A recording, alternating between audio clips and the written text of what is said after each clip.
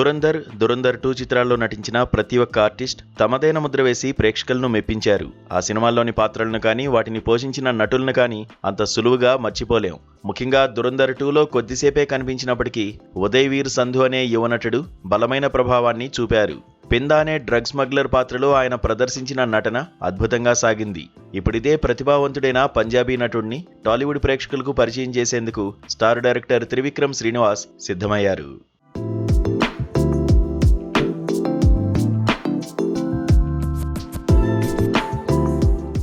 Victory Venkatesh ప్రధాన పాత్రలో త్రివిక్రమ్ తెరకెక్కిస్తున్న ఆదర్శ కుటుంబం AK-47 సినిమా గత కొన్ని నెలలుగా శబ్దం లేకుండా చిత్రీకరణ జరుపుకుంటున్న విషయం విదితమే.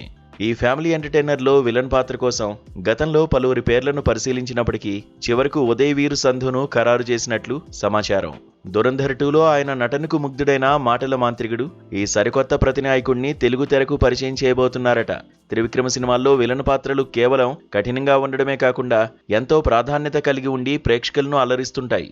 అలాగే ప్రతినాయక పాత్రలను సైతం వినోదాత్మకంగా తీర్చిదిద్దడం ఆయన ప్రత్యేకత.